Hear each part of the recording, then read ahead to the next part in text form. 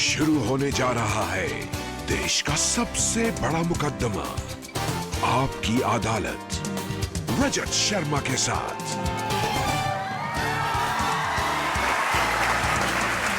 नमस्कार, आपकी अदालत में आपका स्वागत है।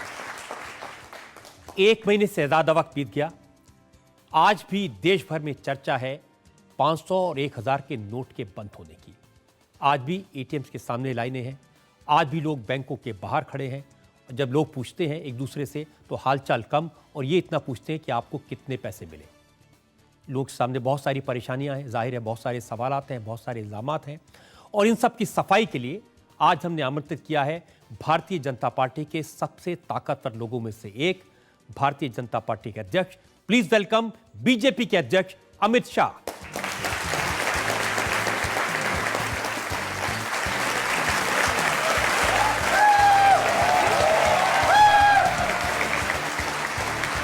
और आपकी अदालत में आज के इस खास मुकदमे के लिए हमारे जज हैं जाने माने पत्रकार जवाहरलाल कौल।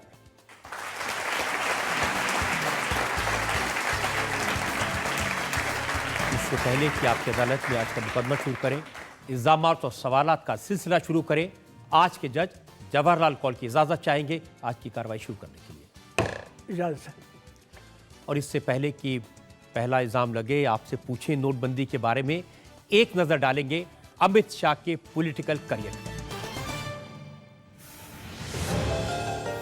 भारतीय जनता पार्टी के अध्यक्ष अमित शाह को उनकी रणनीति और संगठन को मजबूत करने की क्षमता के लिए जाना जाता है। गुजरात में बीजेपी की अहमदाबाद सिटी यूनिट से अपनी राजनीतिक यात्रा शुरू करने वाले अमित शाह बीजेपी के सबसे कम उम्र के राष्ट्रीय अध्यक्ष बनकर शिखर तक पहुंचे। गुजरात में अमित शाह 5 बार एक ही इलाके से असेंबली का चुनाव जीते। नरेंद्र मोदी की सरकार में उनके विश्वास पात्र मंत्री रहे। जब एक कोर्ट के आदेश पर अमित शाह को गुजरात से बाहर रहना पड़ा तो उन्होंने अवसर का पूरा उपयोग किया और दिल्ली की राजनीति में अपने पैर जमाए। 2010 में अमित शाह बीजेपी के महामंत्री बने। पिछले लोकसभा चुनाव में उत्तर प्रदेश के प्रभारी के तौर पर अमित शाह ने 80 में से 73 सीटें जीतकर कमाल कर दिया। आज भारतीय जनता पार्टी के अध्यक्ष अमित शाह से हम पूछेंगे 1000 और 500 के नोटों के बंद होने के असर के बारे में। तो ये मुकदमा शुरू करते हैं। आपकी अदालत में पहला इल्जाम भारतीय जनता पार्टी के राष्ट्रीय अध्यक्ष अमित शाह। आपकी अदालत में बीजेपी अध्यक्ष अमित शाह पर इल्जाम है कि करेंसी की कमी से लोग परेशान हैं।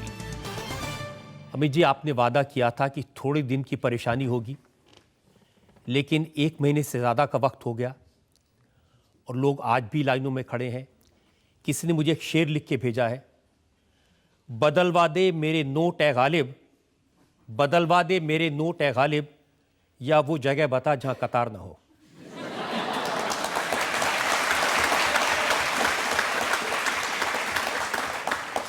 देखिए रजत जी, जब डिमोनेटाइजेशन का फैसला लिया गया, सरल भाषा में कहूँ तो नोटबंदी का फैसला लिया गया, उसके पहले प्रधानमंत्री जी ने इस देश को एड्रेस किया था और उसी वक्त कहा था कि करीब करीब 50 दिन तक देश की जनता को तकलीफ होगी।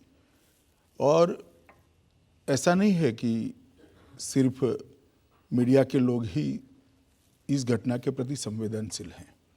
प्रधानमंत्री जी, सरकार में बैठे हुए सारे लोग और सभी पार्टियों के लोग भी संवेदनशील हैं, मगर एक जब बड़ा फैसला करते हैं तो उसकी कुछ ऐसी इफेक्ट भी होती है जिसको हम टाल नहीं सकते।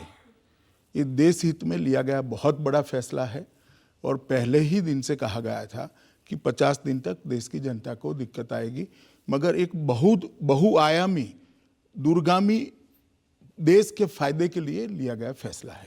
अमित जी, शुरू के दिनों में जब लोग लाइनों में खड़े होते थे और रिपोर्टर्स जाके उनसे पूछते थे, लोग कहते थे कि बहुत अच्छा फैसला है, हम मोदी जी के साथ हैं, तकलीफ झेलकर भी हम लाइन में खड़े हैं, पैसे नहीं मिले तो भी कोई बात नहीं। लेकिन अब वो धैर्य थोड़ा धीरे धीरे कम हो रहा है। एटीएम्स के बाहर लाइनें हैं, एटीएम्स के ऊपर ताले लगे हुए हैं, एटीएम्स में पैसा नहीं है।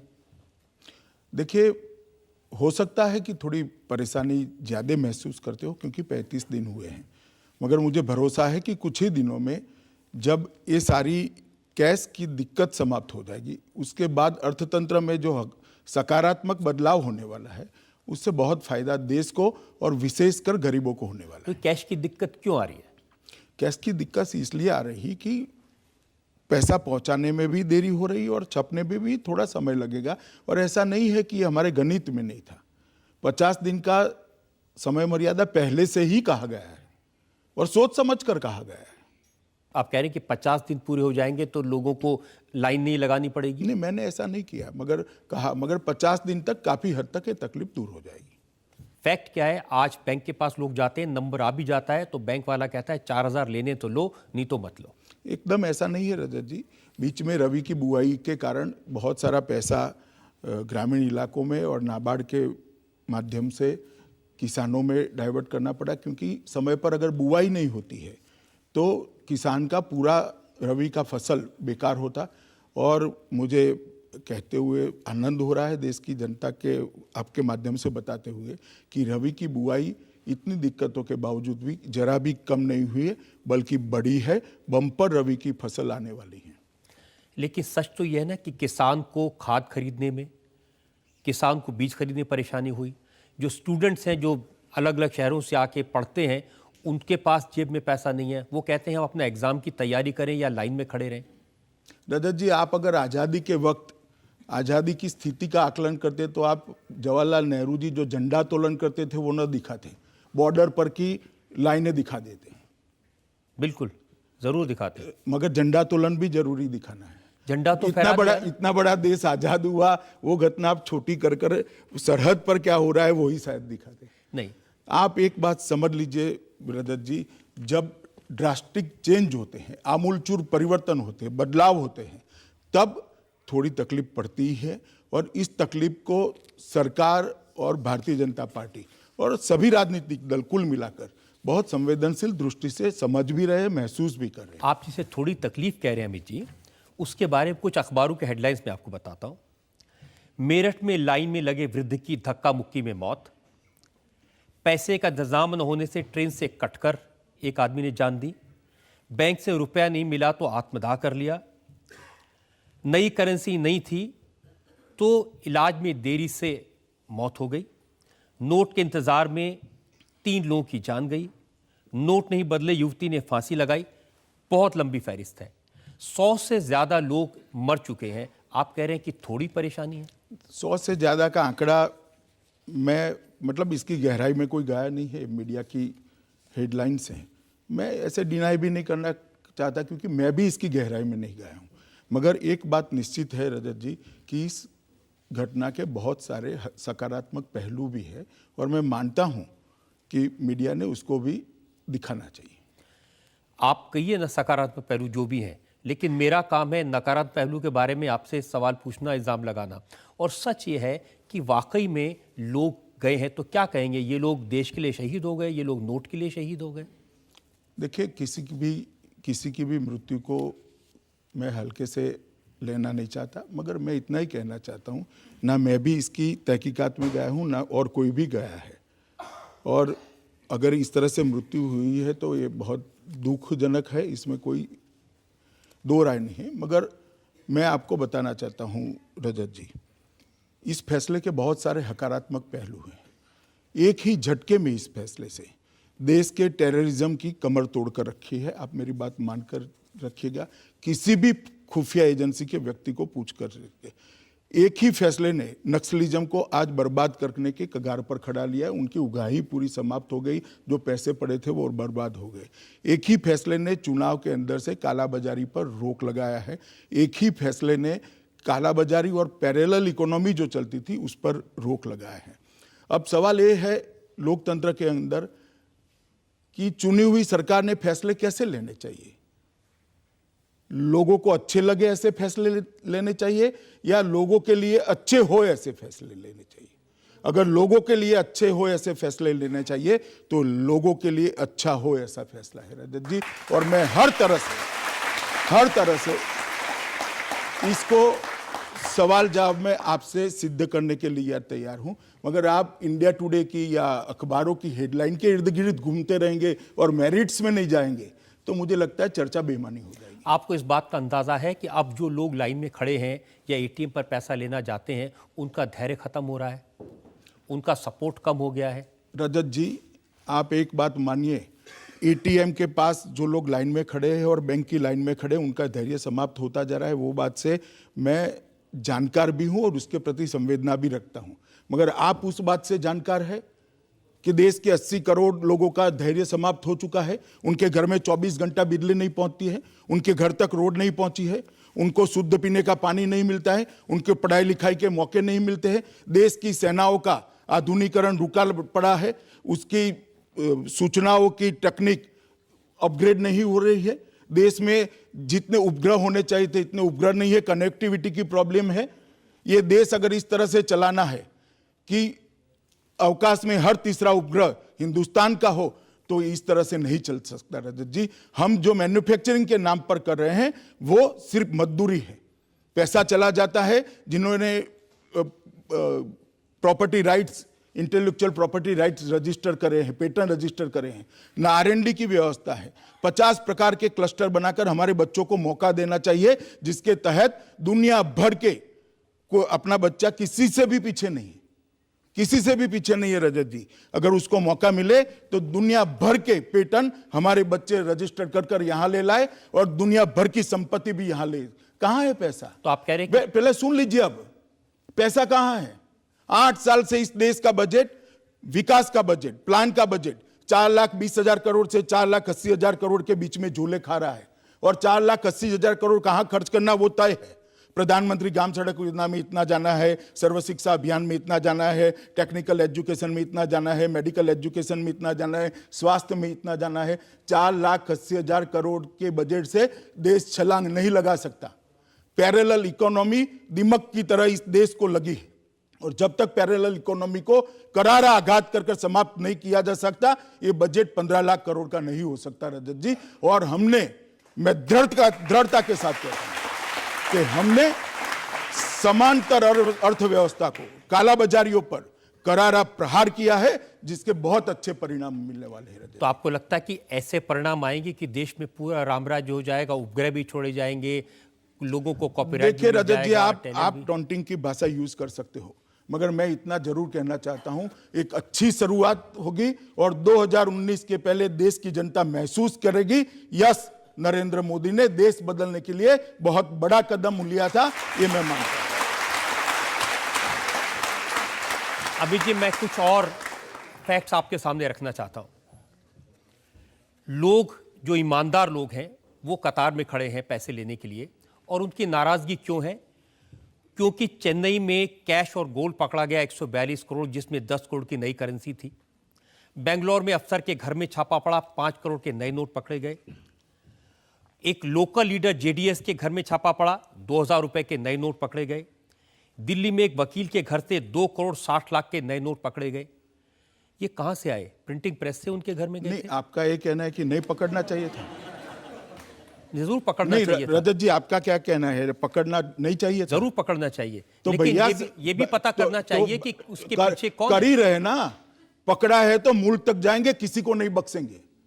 पहली बार देश के धन्ना सेठों को पकड़ने की कार्रवाई है, किसी को बख्शा नहीं जाएगा। और यही नजरिया बदलने का तो मैं रजत जी आपको बार बार कह रहा हूं। पकड़ना बुरी बात नहीं है, कोई हिम्मत नहीं करना था। मेरी पार्टी की सरकार ने, इस देश के प्रधानमंत्री ने, कितना भी बड़ा आदमी हो, नहीं बख्शा है, पकड़ा है। आज सीबीआई और ईडी जांच कर रहे हैं और तह तक जाएंगे कहां से नोट उठा गए, सब सलाखों के पीछे होंगे।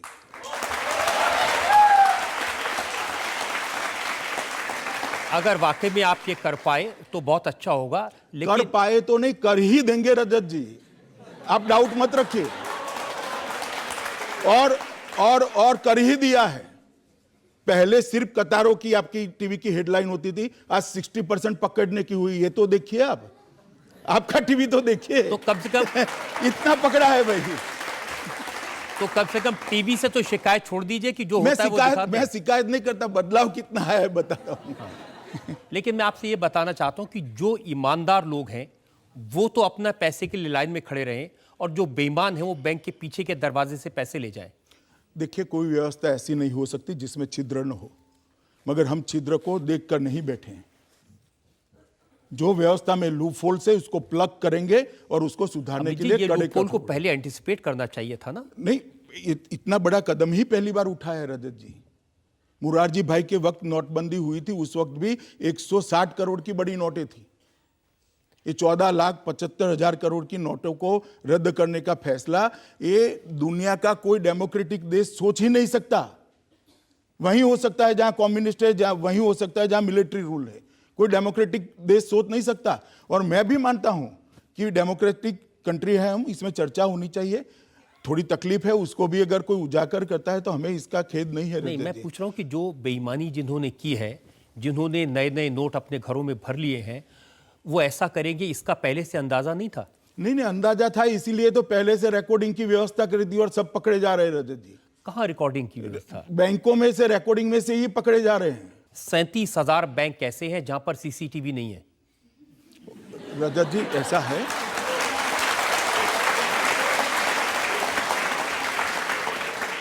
रजत जी ऐसा है, जहां सीसीटीवी नहीं है वहां पर भी पकड़ने के पूरे इंतजाम किए हैं। रिजर्व बैंक ने पहले से ही आपके पास कितने पुराने नोट थे, नए नोट थे, इसका वही खाता हर बैंक से 7 तारीख को ही मंगाया है। दूसरी बात, नए नोट जितने गए हैं उसका वही खाता तैयार है कि किस बैंक में कितने गए। थोड़ा बहुत नीचे ऊपर करा होगा, उसका भी जवाब लेकर क्रॉस वेरिफिकेशन होगा। रजत जी, कोई नहीं बचेगा, आप मेरी बात मानकर चलिएगा।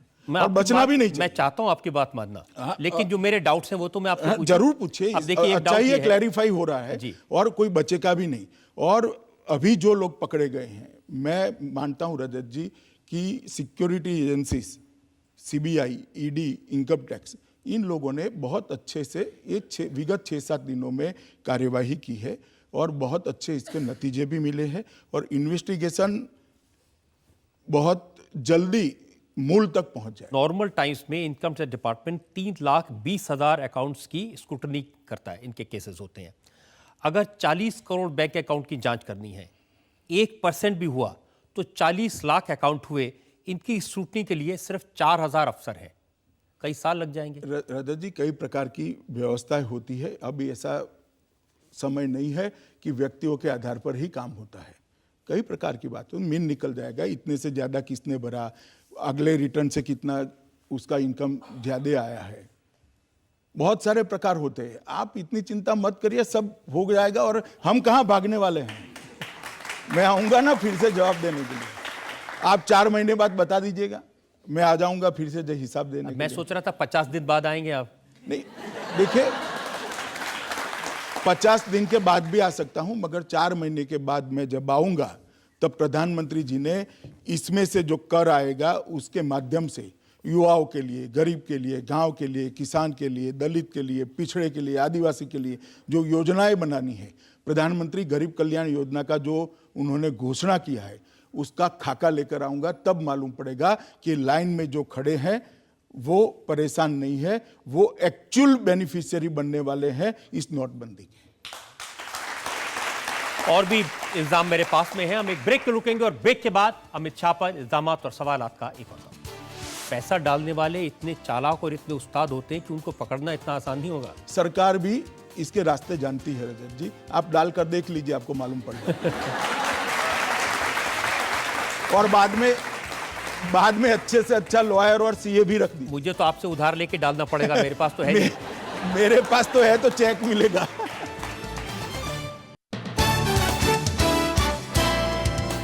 Welcome back. आपकी अदालत में आज मुकदमा चला रहे हैं, सवाल पूछ रहे हैं भारतीय जनता पार्टी के राष्ट्रीय अध्यक्ष अमित शाह से।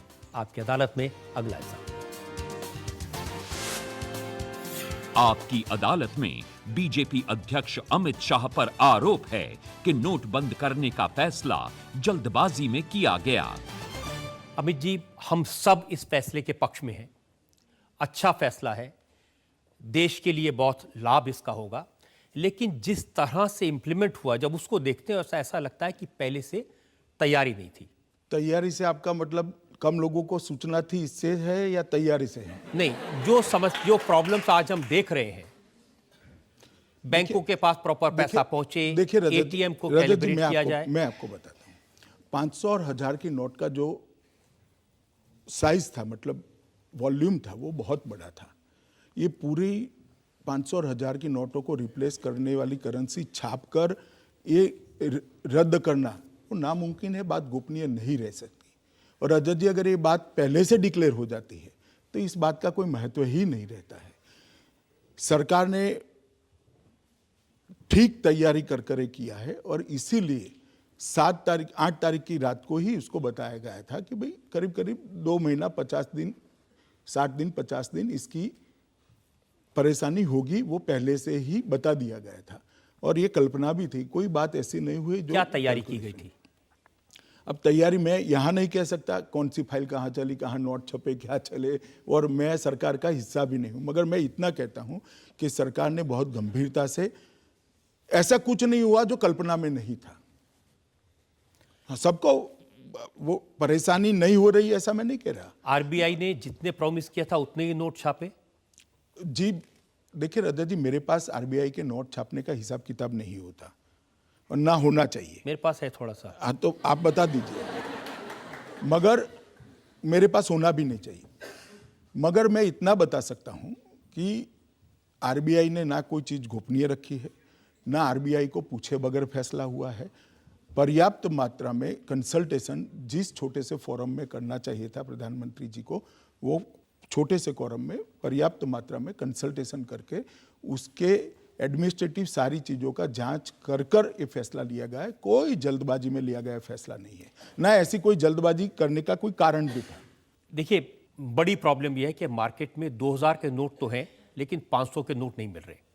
और मेरी जानकारी के मुताबिक एक दिन में नासिक में 8 मिलियन, देवास में 12 मिलियन और मैसूर और लालबनी मिलाकर के 25 मिलियन नोट छप सकते हैं, यानी कि एक दिन में 2250 करोड़ के 500 के नोट। लेकिन ये इतने कम हैं कि इससे लोगों का भला तो नहीं हो सकता। नहीं, 500 के नोट अगर 2000 करोड़ के छापते हैं तो मुझे लगता है कि ये 60 दिन के समय में ठीक ही हो जाएगा। देखिए, एक महीने से ज्यादा मगर हो गया। 2000 के नोट तो पहले छपे हुए हैं और भी छप रहे हैं साइमल्टेनियसली। लेकिन 100 के नोट भी छप रहे हैं। 14 लाख अमित भाई विड्रॉ किए, 14 लाख करोड़ के नोट, और अब तक जो रिजर्व बैंक ने फिगर दी है, एक महीने में 4.61 लाख करोड़ जारी किया। तो गैप तो बहुत ज्यादा है, लोगों को परेशानी तो होगी। ये प्लानिंग कहाँ थी? नहीं, ये देखिए अभी भी थोड़े दिन में और पैसा आ जाएगा। 4 लाख करोड़ मानो एक महीने में आए तो, और एक महीने में 4 लाख करोड़ आएगा तो 8 लाख करोड़ से बाद में परेशानी नहीं रहेगी। बाकी पैसा तो लोगों की तिजोरियों में पड़ा था जो अब बैंक में पहुंचा है, चालन में नहीं था।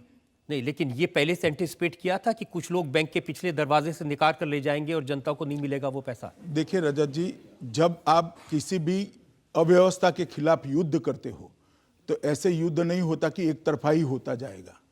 जिनके खिलाफ युद्ध है वो भी प्रयास करेंगे, मगर उनको बख्शना नहीं है। उनके खिलाफ, उनके प्रयास के खिलाफ कड़े कदम हमने उठाए हैं और उसको, जो उन्होंने गुनाह किया है उसकी सजा मिलकर रहेगी। बहुत सारे लोगों को ये लगता है कि इस देश में जो बेईमानी करने वाले किस किस्म का जुगाड़ कर सकते हैं, उसके लिए कोई प्लानिंग नहीं की सरकार ने। इसके लिए प्लानिंग की है तभी तो पकड़े जा रहे हैं रजत जी।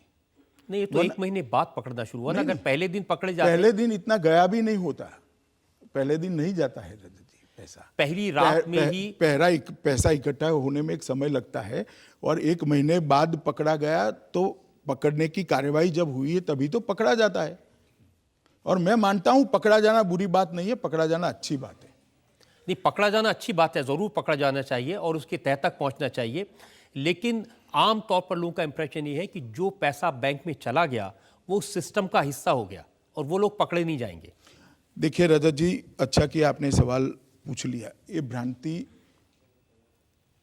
देश की पूरी जनता ने निकाल देनी चाहिए कि जिन्होंने पैसा बैंक में डाल दिया वो पैसा वाइट हो गया। कांग्रेस सरकार का जो कानून था वो कानून मोदी जी ने बदल दिया है। अब जो पैसा बैंकों में भरा गया है उसका उनको ब्यौरा देना पड़ेगा। इस दिसंबर महीने के एडवांस टैक्स के अंदर। अगर नहीं देते हैं तो 85% पेनल्टी की क्लॉज लगाई है, और अगर घोषणा करते हैं और कानूनन धंधा नहीं है, कानूनन इनकम नहीं है, तो 50% इनकम टैक्स कटेगा और 25% इस देश के गरीब, गांव, युवा, किसानों के कल्याण के लिए वो पैसा 4 साल तक सूद के बगैर सरकार के पास बॉन्ड के रूप में जमा हो जाएगा, जिस पर लोन भी नहीं मिल पाएगा। और ये भ्रांति रजत जी आप भी निकाल दीजिए, और आपके माध्यम से मैं देश के सभी दर्शकों को भी कहना चाहता हूं कि ये भ्रांति दिमाग में से सब लोग निकाल दे कि पैसा भरने से वाइट हो गया है। इतना ही हुआ है कि जो पैसा घर पर पड़ा रहता था वो पैसा बैंक में आया है, और जिसका काला धन था वो एक्सपोज हो चुके हैं। सरकार के पास सूची बन गई है, और सरकार ने दंडित करने के लिए इस देश की पार्लियामेंट में नया कानून भी लाया है, जो पारित भी हो चुका है। और उस कानून के तहत 85% पेनल्टी लगने वाली है, और अगर स्वयं घोषणा कर देंगे तो 50% सरकार को टैक्स देनी पड़ेगी और 25% देश के विकास के लिए पैसा देना पड़ेगा। इसलिए ये दिमाग में से निकाल दीजिए कि जिसने भी पैसा डाल दिया वो बच गया। पैसा डालने वाले इतने चालाक और इतने उस्ताद होते हैं कि उनको पकड़ना इतना आसान नहीं होगा। सरकार भी इसके रास्ते जानती है रजत जी, आप डालकर देख लीजिए, आपको मालूम पड़ जाएगा। और बाद में अच्छे से अच्छा लॉयर और सीए भी रख दी। मुझे तो आपसे उधार लेके डालना पड़ेगा, मेरे पास तो है नहीं। मेरे पास तो है, तो चेक मिलेगा। मनमोहन सिंह ये कहते हैं कि इस देश में जो 90% वर्क फोर्स है, खेत में काम करने वाला मजदूर है, फैक्ट्री में काम करने वाला मजदूर है, वो सब कैश की इकोनॉमी पर चलते हैं, उन सब की पेमेंट कैश से होती है, और आज उनकी परेशानी बहुत ज्यादा है। देखिए, मनमोहन सिंह जी का विद्वतापूर्ण भाषण मैंने सुना था राज्यसभा में। मैं व्यक्तिगत तौर पर उनका बहुत सम्मान करता हूँ, बहुत अच्छे राजनेता हैं। मगर मैं आज जब उन्होंने इतना कड़ा भाषण किया तब मुझे लगा कि इसकी स्क्रिप्ट शायद किसी और ने लिखी है, मगर पढ़ी थी उन्होंने, इसलिए मैं आज थोड़ा जवाब भी देना चाहता हूँ। 1975 से मनमोहन सिंह जी इस देश के वित्त सचिव रहे, रिजर्व बैंक के गवर्नर रहे, नीति आयोग के अध्यक्ष रहे, प्रधानमंत्री के वित्त सलाहकार रहे, इस देश के वित्त मंत्री रहे, और 10 साल इस देश के प्रधानमंत्री रहे। 75 से लेकर 2014 तक मनमोहन सिंह जी 1-1.5 साल छोड़कर कहीं कहीं देश की अर्थव्यवस्था में निर्णायक भूमिका में रहे हैं। अब ये 75 साल के बाद 1975 से 2014 तक नतीजा क्या आया? जब मनमोहन सिंह जी ने प्रधानमंत्री पद से मुक्ति पाई, मतलब देश की जनता ने नया प्रधानमंत्री चुना, तब इस देश में 60 करोड़ लोग ऐसे थे कि जिनके घर में एक भी बैंक अकाउंट नहीं था। 60 करोड़ लोग। अब मनमोहन सिंह 2 साल से आए हुए प्रधानमंत्री को सवाल कर रहे हैं कि इतने लोग कैश से व्यवहार करते हैं। भाई मनमोहन सिंह जी, आप इतने सालों से 75 से 2014 तक व्यवस्था में रहे। सबसे ज्यादा व्यवस्था में रहने वाला कोई एक भाग्यवान व्यक्ति है तो मनमोहन सिंह है। मगर 60 करोड़ परिवार ऐसे थे जिसमें एक भी बैंक अकाउंट नहीं था, और नरेंद्र मोदी ने 1 साल में 20 करोड़ परिवार में बैंक अकाउंट पहुंचाने का काम कर दिया। और रजत जी, मनमोहन सिंह जी कह रहे थे कि भाई मंदी आएगी, ये हो जाएगा, वो हो जाएगा। मैं आपको बताना चाहता हूं, अटल जी जब प्रधानमंत्री थे तब देश की विकास दर अटल जी 8% छोड़कर गए थे, और बाद में मनमोहन सिंह जी आए। मनमोहन सिंह जी जब गए तब नरेंद्र भाई को 4.2% देकर गए थे, और नरेंद्र भाई ने उसको फिर से 7.6% पर पहुंचाया। तो अर्थशास्त्री प्रधानमंत्री ने 8% से 4% पर पहुंचाया, और चाय बेचने वाले प्रधानमंत्री ने 4% से 7.6% पर पहुंचाया। अब मैं इतना कहना चाहता हूं कि देश की जनता, मनमोहन सिंह जी हमारा अकाउंट मांग रहे हैं 2.5 साल का, देश की जनता उनको पास 75 से 2014 का अकाउंट मांगती है कि भाई इतना लंबा समय आप व्यवस्था में किसी न किसी स्वरूप में, चाहे ब्यूरोक्रेट्स के स्वरूप में हो, चाहे रेगुलेटर के स्वरूप में हो, चाहे एडवाइजर के स्वरूप में हो, चाहे नीति आयोग के अध्यक्ष हो, वित्त मंत्री हो या प्रधानमंत्री हो, आप बने रहे। आपने देश की इकोनॉमी को आगे बढ़ाने के लिए क्या किया? चलिए, उन्होंने नहीं किया, मैं आपकी बात मान हम लेता हूं। कर रहे हैं, ये भी मान लीजिए। नहीं, अभी मानूंगा मैं, क्योंकि जब जब भारतीय जनता पार्टी आई है तब हमने विकास दर को बढ़ाया है। मैं पूछ रहा हूं कि जो बेसिक फैक्ट है कि 90% मजदूर जो खेत में काम करता है, जो खलिहान में काम करता है, जो फैक्ट्री में काम करता है, उसकी ट्रांजैक्शन कैश में होती है, उसके लिए क्या प्लान किया था आपने? देखिए रजत जी, ये ऐसा नहीं है कि मजदूर के पास एक भी पैसा नहीं पहुंचा है। ये बात वास्तविकता से बहुत दूर है। फैक्ट्रियां बंद हो रही हैं, उनको घर भेजा जा रहा है। ऐसा है रजत जी, फैक्ट्रियां बंद होने का कारण कैश नहीं है, वो नहीं है। फैक्ट्रियां बंद होने का कारण है कि 30-40% व्यवहार जो चेक से नहीं होता था वो है। वो व्यवस्था भी बदलेगी। अब फैक्ट्री व्यापारी भी अपना व्यवहार बुक्स पे करेगा, क्यों नहीं करेगा? सिर्फ मजदूर नहीं, मार्केट, मेरे पास फिगर्स हैं। मेरठ के सराफा बाजार में 90% गिरावट है। वाराणसी में साड़ियों का कारोबार 90% गिरा है। मुरादाबाद में पीतल का कारोबार 80% गिरा है। रजत जी, आप ऐसा मानते कि 2 महीने के बाद देश चलने वाला ही नहीं है? नहीं, लेकिन मैं पूछ रहा हूँ, ये भाई, जो ये गिरेगा, इसके लिए आपने क्या प्लान किया? नहीं, गिरेगा ये, इसका मानो कोई व्यवस्था बदलती है रजत जी, तो एक झटका आता ही है। 2 महीने के बाद धीरे धीरे सुचारू रूप से चलेगा। और जहां पर बंद पड़ा था, मतलब जहां पर 8 तारीख को जो टर्नओवर था, मेरी बात मानिएगा, उससे बहुत बड़ा टर्नओवर होगा, क्योंकि पूरा व्यापार अब धीरे धीरे धीरे बुक्स के अंदर आने वाला है। आप ये कह रहे हैं कि जो मंडियां बंद पड़ी हैं, जो बाजार बंद पड़े हैं, जो सराफा बाजार में कोई खरीदार नहीं है, ये सब बदल जाएगा? सब बंद पड़े हैं ऐसे नहीं है। मेरे पास अभी अधिकृत आंकड़े नहीं है, मगर मेरे पास तो ये आंकड़े हैं, मैं बता रहा हूं। अखबार के हैं भाई। लखनऊ में चिकन की कारीगरी 70% आपके पास सब अखबार के आंकड़े हैं। नवंबर के सरकार की रेवेन्यू के आंकड़े इतनी बड़ी गिरावट नहीं बताते हैं। थोड़ा मंदी आई है, वास्तविकता है। मैं आपको प्रैक्टिकल बताता हूँ। मान लीजिए लाजपत नगर में, दिल्ली में ऐसी शॉप पर जाएं जो शादियों का सामान बेचते हैं। वो कहते हैं पहले 500 ग्राहक आते थे, अब 5 आते हैं, और जो 5 आते हैं वो भी उतना ही खरीदते हैं जितना उनको मजबूरी में खरीदना है। कैश नहीं है लोगों के पास में। रजत जी देखिए, मैंने कह दिया कि आप ये 2 ही महीनों को पैरामीटर्स मानेंगे, ये ठीक नहीं है।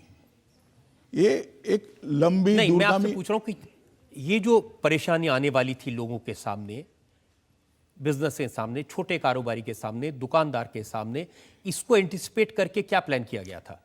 इसको एंटिसिपेट करके ही 50 दिन कहा गया था। 4 लाख करोड़ आ चुका है। बाकी पैसा हर रोज बैंकों के माध्यम से लोगों के बीच में पहुंच रहा है। और बहुत सारी खबरें हैं, टी गार्डन्स बंद हुए बंगाल में, रियल एस्टेट में बहुत सारे लोगों को टी निकाला गार्डन बंद गया। नहीं हुए। टी गार्डन बंद नहीं हुए। टी गार्डन वालों ने, यूनियनों ने चेक से पैसे लेने से मनाही कर दी। तो फिर क्या तो करें? मनाएंगे, समझाएंगे। आप कह रहे हैं कि ये 50-60 दिन तकलीफ से गुजारने ही पड़ेंगे, दूसरा कोई रास्ता नहीं है, और ये इसके लिए कोई प्लानिंग नहीं की गई थी लोगों को तकलीफ ना हो? रजत जी, प्लानिंग की ही गई है, मगर आप ऐसी व्यवस्था, आपको मानो किसी भी व्यक्ति को कोई दर्द हो जाता है तो डॉक्टर के पास जाते हैं, डॉक्टर दवाई देता है, थोड़े धीरे धीरे धीरे बुखार उतरता है। आप पहले दिन पूछो क्या प्लानिंग की डॉक्टर ने, कि भाई बुखार तो नहीं उतरा, 2 था 1 हो गया। बाद में पूछे कि भाई 1 था 100 हो गया। अरे भाई, और सुनिए ना, अब सुनिए ना, वीकनेस आ गई, ये वीकनेस आ गई, 4 दिन तो इसके बेकार हो गए।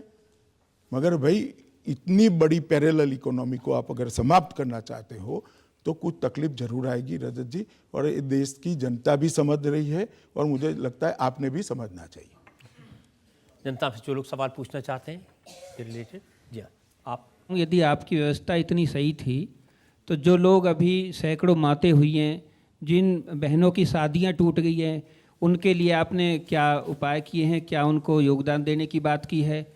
वास्तव में आपने जो 65 साल में कोई नहीं कर पाए, वो आपने इन 2 महीना में कर दिखाया है कि देश के लोग अपने पैसे के लिए लाइन में खड़े होकर अपनी जान गंवा रहे हैं। वास्तव में ये बड़े दुर्भाग्य की बात है।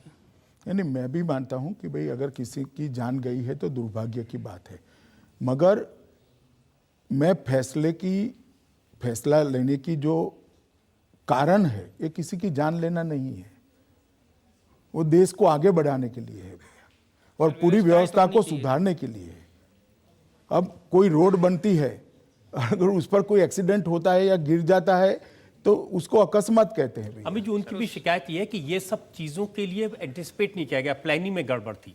नहीं, प्लानिंग में गड़बड़ नहीं है रजत जी, हमने जो प्लानिंग किया है उसी तरह से पैसा आ रहा है मार्केट में। देखिए, अगर प्लानिंग ठीक की होती, ये मेरे पास में लिस्ट है, एक घोषणा हुई 8 नवंबर को, दूसरा अमेंडमेंट हुआ 11 नवंबर को, फिर 13 तारीख को, फिर 14 तारीख को, 15 तारीख को, 17 तारीख को, 18 हर दिन सरकार की तरफ से एक नया रूल, नया नोटिफिकेशन आया। कभी आप 4,000 रुपए निकाल सकते हैं, कभी 2,000 निकाल सकते हैं, कभी शादी के लिए नहीं दे सकते हैं, कभी कहा 2.5 लाख दे सकते हैं, फिर कहा कि दोनों दे सकते हैं। हर दिन बदलता रहा। अगर प्लानिंग की होती तो पहले समझ लीजिए रजत जी, पहले 4,500 रुपया इसलिए कहा था कि काफ़ी सारे लोग ऐसे होते हैं जिनके पास पैसा ही नहीं होगा, अगर 500 और 1,000 का, तो एक बार उसको 1 सप्ताह 10 दिन घर चल जाए, इतना पैसा पहुंच जाए। उसके बाद में कैश एक्सचेंज को कम कर 10,000 का जो लिमिट था उसको बढ़ाकर 24,000 का किया गया। तो अपने अकाउंट से पैसा उठाने की व्यवस्था कर दी, एक्सचेंज की लिमिट को कम किया गया है। नहीं, 20 बार स्टैंड बदला सरकार ने, अलग अलग तरह की चीजें की। स्टैंड नहीं बदला है रजत जी, आप अभी भी इसको ट्विस्ट कर रहे हैं। आप मेरी बात समझिए, पहले 10,000 रुपया था, 24,000 की है। आप इसको स्टैंड बदलना कह सकते हो। मैं मानता हूं कि काफी लोगों के पास पैसा पहुंचा, थोड़ा पैसा ज्यादा गया है तो ज्यादा देने का प्रयास किया, इसको स्टैंड बदलना नहीं कहते। जैसे शादियों का है, घोषणा की 2.5 लाख रुपए मिलेंगे, 5 दिन तक नोटिफिकेशन नहीं हुआ, फिर जब हुआ तो उसके अंदर तरह तरह रूल लगे थे, फिर उसको चेंज किया गया। इसका मतलब ये सब प्लानिंग का हिस्सा नहीं था। वो बात ठीक है कि शादी का नोटिफिकेशन निकलने में थोड़ी देरी हुई, मगर बाद में उसको मेकअप कर लिया गया 3 ही दिन में। मैं सिर्फ आपसे पूछ रहा हूं कि क्या ये सब समस्याएं आने वाली हैं, ये सब प्रॉब्लम आने वाली है, इसके बारे में प्लानिंग की गई थी? और प्लानिंग की गई थी तो क्या प्लानिंग की गई थी? रजत जी, प्लानिंग यही की गई थी कि भाई पैसा जितना हो सके उतना जल्दी बैंकों में पहुंचाना। इसके लिए एयरफोर्स के जहाज भी लगाए, इसके लिए वायुसेना के हेलीकॉप्टर भी लगाए, चार्टर फ्लाइट भी किराए पे लिए गए, सिस्टम को भी बदला गया, दुरुस्त किया गया, पैसा जल्दी पहुंचे इसके लिए। मगर मैंने पहले कहा कि 15 लाख करोड़ छापने के बाद 15 लाख करोड़ का नोटबंदी करना, तो ये फैसला गोपनीय नहीं रह सकता रजत जी। इसलिए पहले 4 लाख करोड़ होते ही ये फैसला हुआ। 4 लाख करोड़ आज मार्केट में आ गए और हर रोज 15-20 हजार करोड़ और आ रहा है। नोटबंदी के दौरान आदरणीय प्रधानमंत्री जी ने मुरादाबाद रैली में कहा कि हम फकीर हैं। सर, फकीर लोग स्वयं इस बात का विरोध कर रहे हैं, जो व्यक्ति दिन में 3 बार कपड़े धुल सकता है, सर वो फकीर कैसे हो सकता है?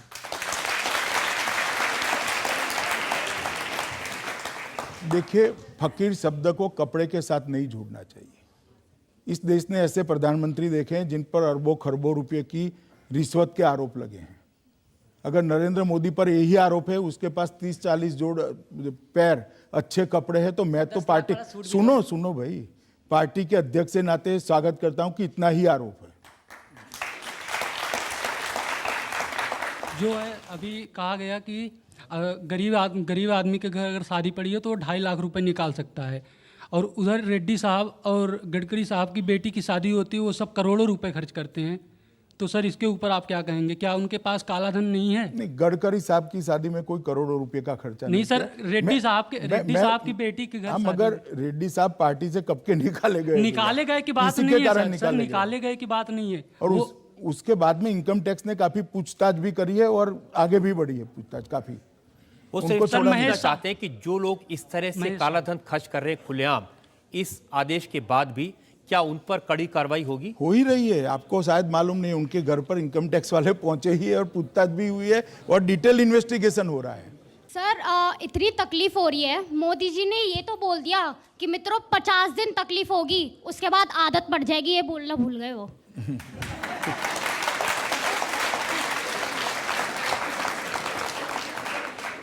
मैं बता दूं, 50 दिन के बाद आपको कोई तकलीफ नहीं होगी ना। आप गारंटी दे रहे हैं? पक्का नहीं होगी, आप मानकर चलो। अच्छा, ओके। चलिए, उम्मीद करते हैं कि आपकी बात सच साबित हो, लोगों को राहत मिले। एक और ब्रेक के रुकेंगे और ब्रेक के बाद आपकी अदालत में अमित शाह पर इल्जाम और सवालात का एक और दौर। 12 लाख करोड़ रुपए का घोटाला करने वाले आज हमें सवाल पूछ रहे हैं। हाँ दादा जी, पहले एक बात समझ लीजिए, हमने ऐसी सरकार चलाई है कि 2.5 साल में ऑपोजिशन भी उस पर कोई करप्शन का आरोप नहीं लगा सका मोदी जी पर। इस तरह की सरकार चलाई। Welcome back. आपकी अदालत में आज हमें मेहमान हैं भारतीय जनता पार्टी के अध्यक्ष अमित शाह। अमित शाह से हम सवाल पूछ रहे हैं डीमोनेटाइजेशन के बारे में। आपकी अदालत में अगला हिस्सा। आपकी अदालत में बीजेपी अध्यक्ष अमित शाह पर इल्जाम है कि नोट बंद करने से काले धन पर लगाम नहीं लगी। यह आरोप लगाया है पूर्व वित्त मंत्री पी चिदंबरम ने। उन्होंने कहा कि इतना बड़ा काम किया और उन्होंने बड़ी मुश्किल से हिंदी में कहा, खोदा पहाड़ निकली चुईया। देखिए, ये आरोप देश में और कोई लगा दे वो तो ठीक है, चिदंबरम साहब ने कम से कम नहीं लगाना चाहिए, क्योंकि 10 साल तक उन्होंने जो सरकार चलाई उसमें 12 लाख करोड़ से ज्यादा रुपयों के घपले घोटाले हुए, चाहे वो 2G हो, चाहे वो राष्ट्रमंडल खेलों का हो, चाहे वो हेलीकॉप्टर का हो, चाहे सबमरीन का हो, कोई जगह नहीं छोड़ी। 12 लाख करोड़ रुपए का घोटाला करने वाले आज हमें सवाल पूछ रहे हैं। हाँ रजत जी, पहले एक बात समझ लीजिए, हमने ऐसी सरकार चलाई है कि 2.5 साल में ऑपोजिशन भी उस पर कोई करप्शन का आरोप नहीं लगा सका मोदी जी पर। इस तरह की सरकार चलाई। और दूसरी बात, जहां तक काले धन का सवाल है, चिदंबरम जी को चाहिए था कि ये प्रेस कॉन्फ्रेंस 1 साल के बाद लेते। देखिए, उनका सवाल तो बड़ा सीधा है। 15,44,000 करोड़ रुपए, लाख करोड़ की करेंसी पर रोक लगी। 1 महीने में 13 लाख करोड़ बैंकों में आ गया, तो काला धन गया कहां? काला धन बैंकों में आ गया भाई। बैंकों में आने से सफेद नहीं होता रजत जी। इस पर पेनल्टी लगेगी, टैक्स लगेगा और सरकार इससे गरीबों के लिए योजनाएं बनाएगी। राहुल गांधी कह रहे हैं पहले सुनिए अब मेरी बात को। टैक्स का मतलब क्या है? सरकार के रेफरेंस में टैक्स का मतलब यह है कि जिस व्यक्ति के पास ज्यादा धन है उससे पैसा लेकर जिसके पास धन नहीं है उसके लिए व्यवस्था बनाना। काला धन क्या है? जिनके पास ज्यादा धन है वो टैक्स नहीं भरते, वो काला धन होता है। वो सारा के सारा घर में, तहखानों में और अपनी अपनी फार्म हाउसों में छिपा कर रखा था, आज बैंक में आ गया, हमारी लिस्ट पर आ गया है और उस पर 85% पेनल्टी लगने वाली है। और जो घोषणा कर देगा समय पर, उसको 50% इनकम टैक्स और 25% देश के खजाने में 4 साल तक बगैर सूद का बॉन्ड देना है। तो कालाधन ऐसे सफेद नहीं हो जाता। आपने राहुल गांधी की बात सुनी? उन्होंने कहा कि गरीब लोगों का, मिडिल क्लास के लोगों का 8 लाख करोड़ रुपया बैंकों में जमा हो गया, अब ये पैसा उद्योगपतियों को उधार दिया जाएगा, उनके खाते ठीक करने के काम पहले आप आएगा। समझ लीजिए, जिसके अकाउंट में पैसा है वो पैसा आज की एक थोड़े समय की बात छोड़ दे, कभी भी वो अपना पैसा उठा सकता है जब भी जरूरत है। तो वो पैसा किसी और को नहीं दिया। उन्होंने कहा मोदी जी 1 साल तक आपको अपने अकाउंट से पैसा निकालने ही नहीं देंगे, ऐसा कानून बनाएंगे। अब राहुल गांधी सुने और रजत शर्मा माने, तीसरा कोई नहीं मानेगा। ये बात को और कोई नहीं मानेगा रजत जी। कहने वाला राहुल गांधी और मानने वाला रजत शर्मा, तीसरा कोई व्यक्ति इस हॉल में भी नहीं मिलेगा, कोई नहीं मिलेगा। वो जा रहे हैं एटीएम में पैसा निकालने के लिए, लोगों से बात कर रहे हैं और 4 करोड़ की गाड़ी लेकर 4,000 रुपया उठाने जा रहे हैं। मुझे बड़ा तरस आ रहा है। लेकिन अमित जी, अगर वाकई में ब्लैक मनी पर रोक लगानी थी तो 500,000 के नोट बंद करके 2,000 का नोट शुरू करने की क्या औचित्य है? देखिए, ब्लैक मनी इन नोटों की साइज से नहीं होता है रजत जी। नहीं, ये कहा गया कि बड़े नोटों में ही ब्लैक मनी है। कभी नहीं 500,000 में बड़े नोट ज्यादा है, बड़े नोटों में ब्लैक मनी था। छोटे होते थे, छोटे में होता, टैक्स नहीं भरा जाता है, वहीं से ब्लैक मनी जनरेट होता है। जितना भी अब तक का टैक्स ना भरा हुआ पैसा था वो सारा का सारा आज सरकार की सूची में आ गया है, चाहे किसका भी हो। लेकिन 2,000 के नोट से आसान नहीं हो जाएगा। जहां 1.5 करोड़ रुपए आते थे, अब कहा कि वो 15% छोटा है, तो उतनी जगह में 2.20 करोड़ रुपए आ जाएंगे। रजत जी, इतना जिन्होंने सोचा है उन्होंने इसका भी रास्ता सोचा होगा। थोड़ी राह देखिए, आप क्यों चिंता कर रहे हैं? यही तो पूछ रहा हूं, क्या रास्ता सोचा? रास्ता सोचा है, मैं यहां नहीं बता सकता रजत जी, मगर एक बात आप समझ कर चलेगा कि काला धन जनरेट करना अब बहुत कठिन हो जाएगा। और ये जो हाई तौबा मची है, मैं लाइनों की बात नहीं कर रहा, ये जो हाई तौबा मची है वो भी उसी की मची है। सर, मेरा सवाल आपसे ये है कि जो किसान है, मतलब उनको इतना जो उन्होंने सब्जियां उगाई है, फसलें उगाई हैं, उनको मतलब जो मार्केट में मंदी आई है उस वजह से उनकी जो फसलों के जो दाम है वो गिर गए हैं। इस वजह से वो सड़कों पे फेंक रहे हैं, उनकी बिक नहीं रहे हैं, उनकी जो सब्जियां हैं, फसलें हैं, उनको जो नुकसान हुआ है उसके लिए सरकार ने क्या सोचा है, उनको क्या देगी, कुछ करेगी नहीं, उनके उस लिए? पर भी जरूर विचार किया जाएगा, मगर आप एक बात मान कर चलना, ये टेम्पररी फेज है, कुछ ही दिन में व्यवस्था पूर्ववत हो जाएगी और ये ढेर सारा पैसा, काला धन जो आ गया है, उससे बहुत अर्थतंत्र में गति आने वाली है। आप मेरी बात मान कर चलना। एक तर्क ये दिया गया था कि इससे आतंकवाद खत्म होगा, आपने भी इसका जिक्र किया, लेकिन जो आतंकवादी मारे गए उनकी जेब से भी 2-2 हज़ार के नए नोट निकले। देखिए रजत जी, मुझे लगता है कि इस तरह से एनालिसिस नहीं करना चाहिए। ये जो स्टेटमेंट है आतंकवाद की कमर टूटेगी, वो स्टेटमेंट इस रेफरेंस से में है, जो पैसा पाकिस्तान और देश को नुकसान करने वाले लोगों ने घुसाया हुआ था, वो अपने आप अर्थतंत्र से बाहर ये होगा। सही है कि 100 रुपए में से 2 पैसे फर्जी नोट हैं? अब पहले सुन तो लीजिए। अब वो फर्जी नोट पूरे जो बाहर निकलते हैं, उससे उनका नुकसान होता है, अर्थतंत्र का फायदा होता है, और नए नोट छपवाने में बहुत ध्यान रखा गया है और लंबे अरसे तक इसकी नकल होना भी संभव नहीं है। तो एक बहुत बड़ा चंक जो फर्जी नोटों का हमारे अर्थतंत्र को लकवा लगा रहा था, उसको एक साथ निरस्त कर दिया। लेकिन ये सही नहीं है कि बहुत कम थे, सिर्फ 400 करोड़ रुपए ऐसे आजकल थे आप जो राहुल फर्जी जी थे। को ही सुनते लगते हैं।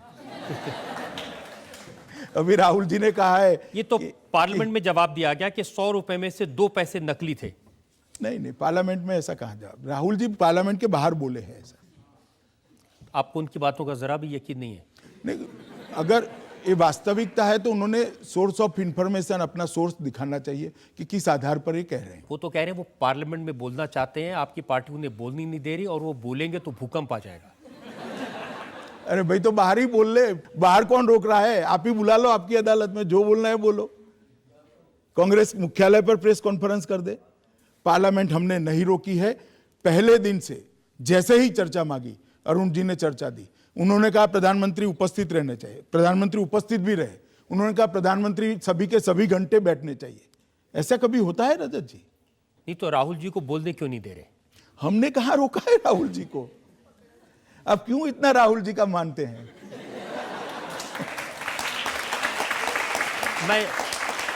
मैं जानना चाहता हूं ऐसी कौन सी बात है उनके मन में जिससे तूफान आ जाएगा? रजत जी, मेरा आपसे एडवाइस है कि आप उनको फोन कर कर बता दो कि भैया प्रेस कॉन्फ्रेंस कर लो। ऐसी कौन सी बात हो सकती है जो देश की पार्लियामेंट में ही हो सकती है?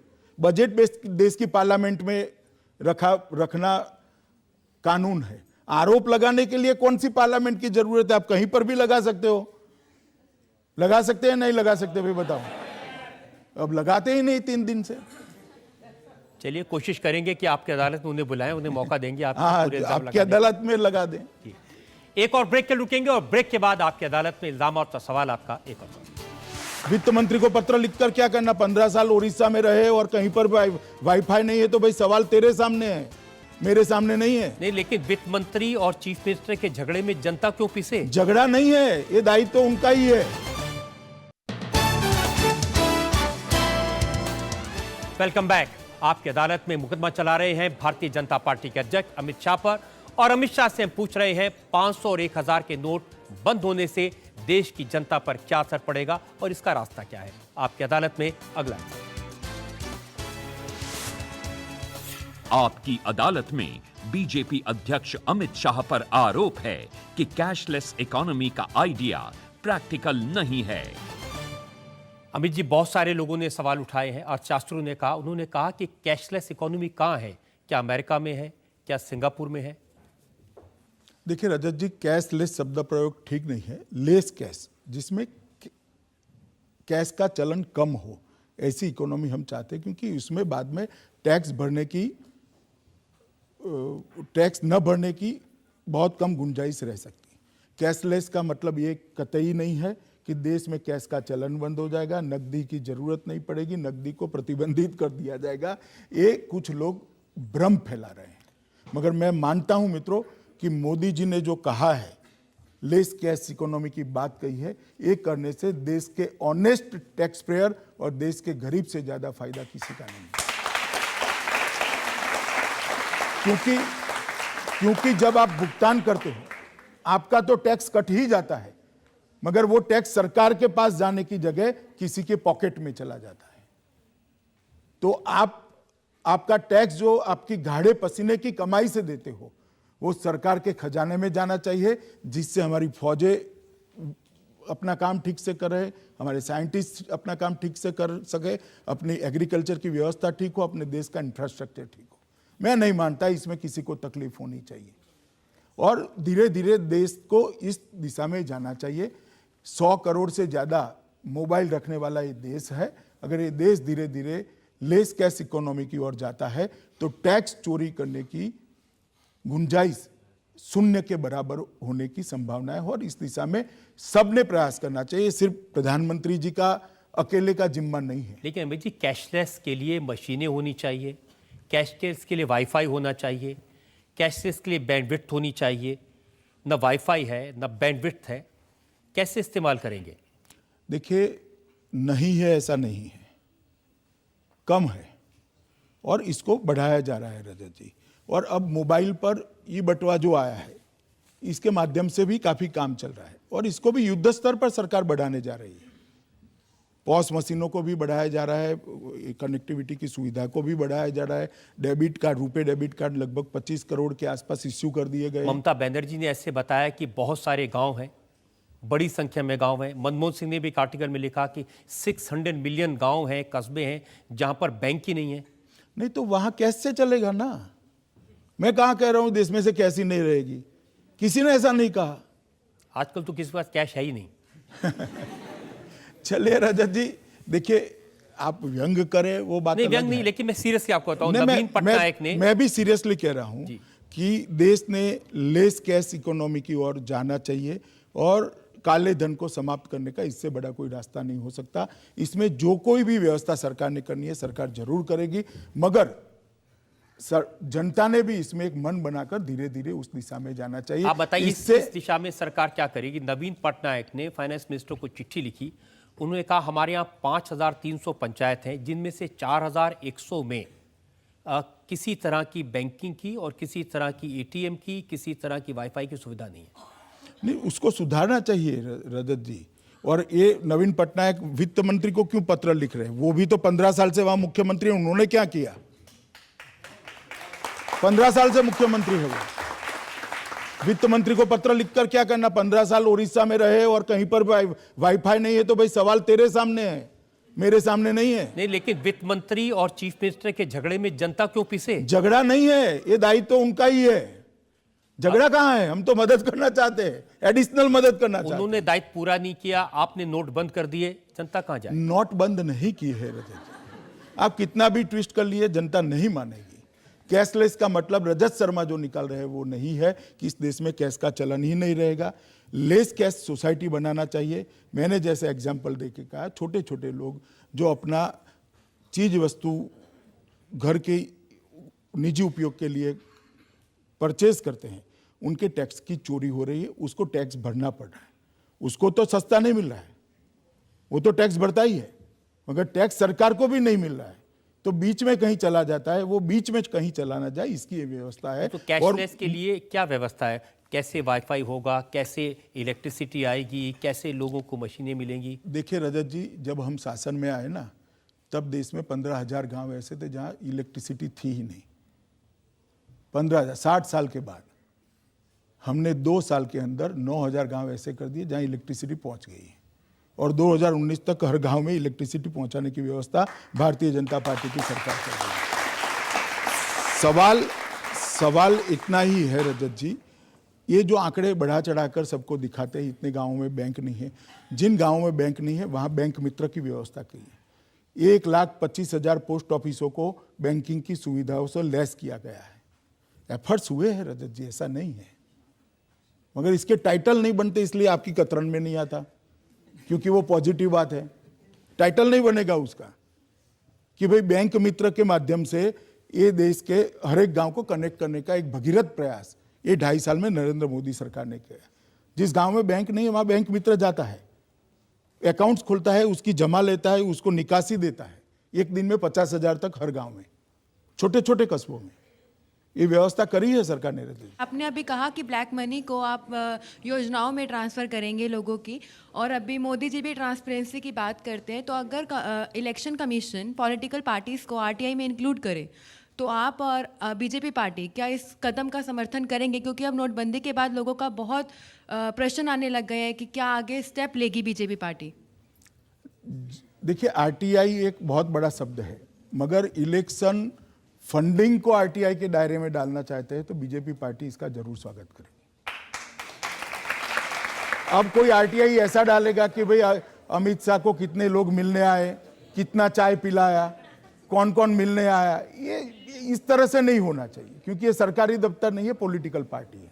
मगर इलेक्शन फंडिंग में ट्रांसपेरेंसी के लिए मोदी जी ने बहुत आग्रह से सभी पार्टियों को अपील किया है और चुनाव आयोग को भी अपील किया है हमारी पार्टी ने। अमित जी, हमने आपसे डिमोनेटाइजेशन के हर पहलू पर सवाल पूछे और आपने बहादुरी से जवाब भी दिए। हमारे लिए वक्त है एक ब्रेक का, और ब्रेक के बाद सुनेंगे आपकी अदालत में आज के जज जवाहरलाल कौर का फैसला आज के मुकदमे में।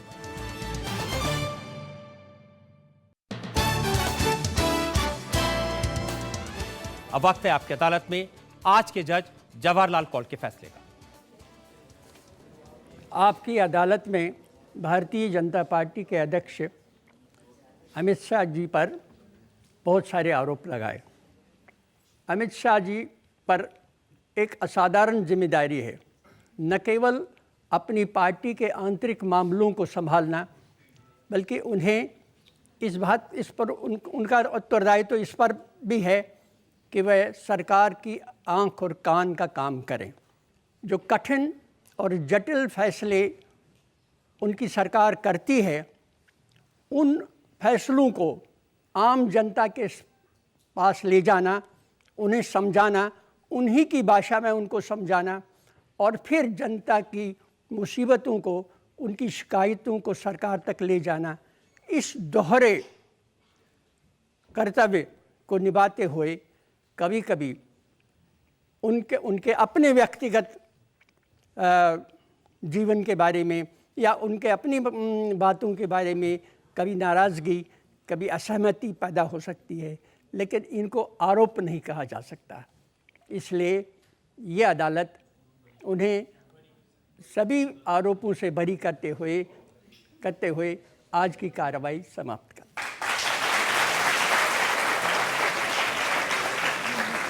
आज हमने मुकदमा चलाया बीजेपी के राष्ट्रीय अध्यक्ष अमित शाह पर। अमित शाह ने वादा किया कि 4-5 महीने बाद जब नोटबंदी का ये पूरा कार्यक्रम पूरा हो जाएगा, उसके बाद फिर आपकी अदालत में आएंगे और उस वक्त हमसे पूछेंगे इन नोटों की बंदी का वाकई में ब्लैक मनी पर असर हुआ या नहीं, जनता की भलाई का काम हुआ या नहीं।